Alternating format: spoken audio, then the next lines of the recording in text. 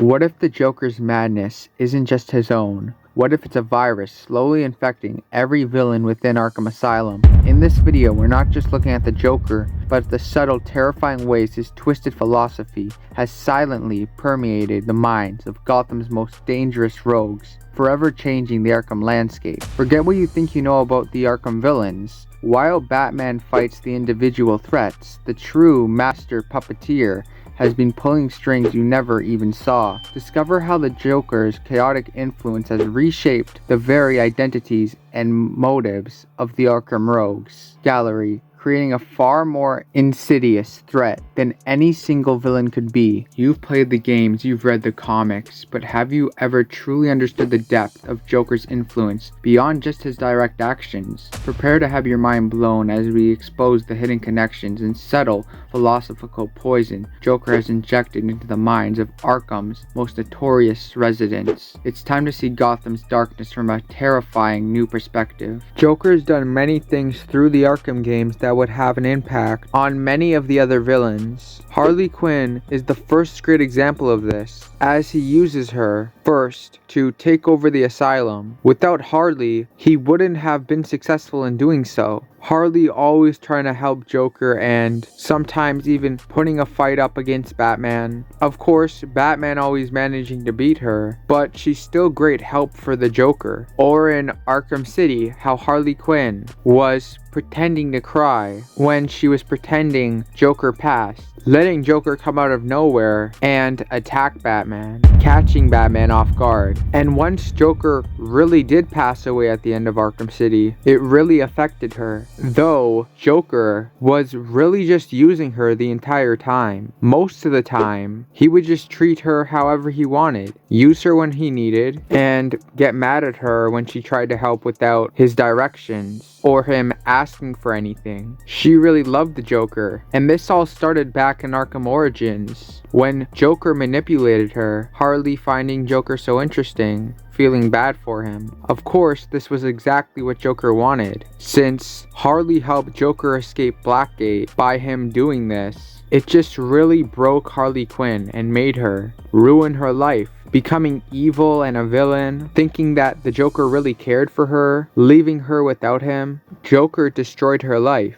However, she's so brainwashed by him and delusional that she'll never realize this. Harley threw her old life away to help Joker. Now she'll just be known for being some crazy villain for the rest of her life, as well as mentally broken. She was just so used to sticking with the Joker no matter what. She's always been known for going back to the Joker after anything, always forgiving him. Next is Bane. First, in Arkham Origins, he was hired by the Joker, who was pretending to be Black Mask. The reason Bane was agreeing to work for the Joker was due to him being hired to take out Batman, which he wanted to do either way, but since he was being hired to do it, he would be paid for it. Though Joker, if anything, ended up just getting in the way of him being able to take out Batman, just causing absolute chaos. And what Bane planned to do on his own was going to be much more successful. He didn't need Joker. By the end of the game, Batman fights Bane for the last time, with Joker there. But this was a mistake, as Batman managed to beat him, especially since Batman was so ready to fight. If Joker had never created this crazy chaotic event, Bane would have not fought Batman at this time,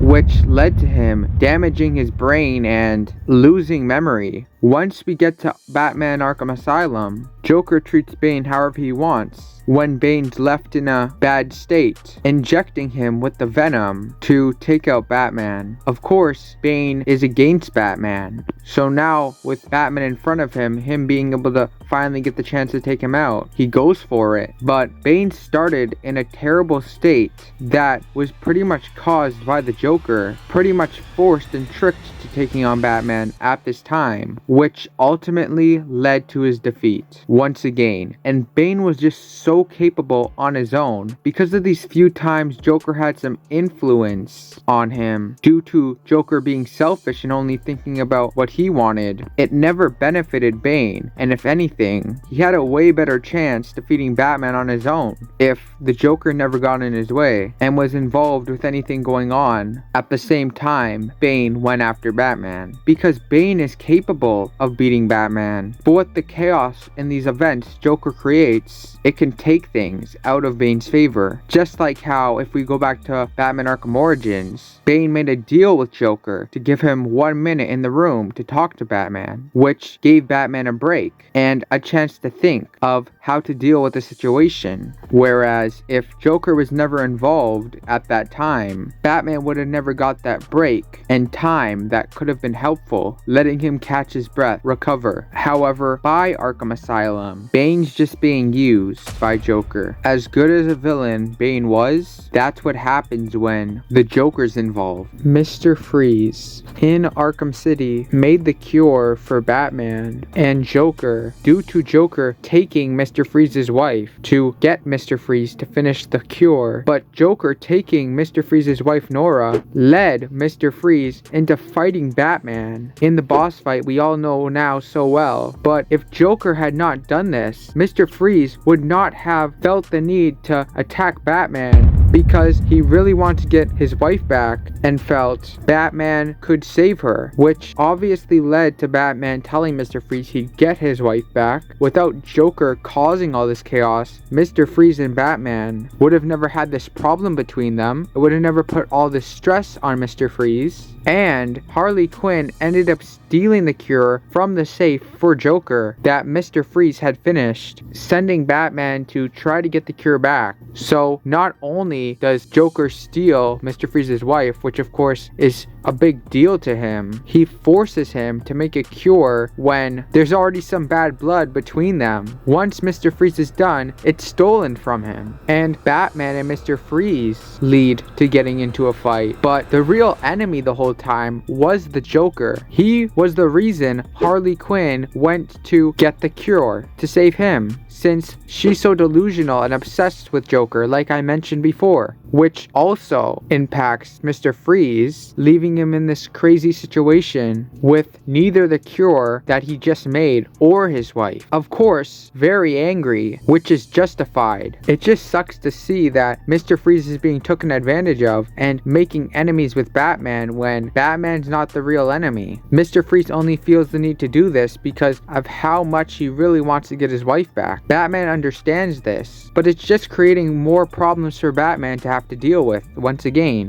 which shows how Joker being involved with these things always creates chaos and problems. Mr. Freeze's whole goal was getting Nora back and saving her. So Joker takes advantage of him, then leaves him in this very sad and almost hopeless state, wanting his wife so much, but feeling so broken. However, he's being treated so unfairly, which no one would ever like to have to deal with. It's just a great example once again of why the Joker has such an impact on these other Batman villains, not only affecting the villains in a negative way, but also leading to these villains affecting Batman in a negative way. And I feel like Mr. Freeze is one of the best examples of this. There's even more villains that Joker has affected, like Scarecrow, for example, and how he was the actual cause for Scarecrow losing in Arkham Knight. Point being, the way Joker is, his personality, him being involved with things, creating these chaotic events, just leads to villains being influenced to do bad things, make things much harder for Batman, and even at times make things worse for themselves. Joker is Batman's arch nemesis for good reason. It's because of how great of a villain he is and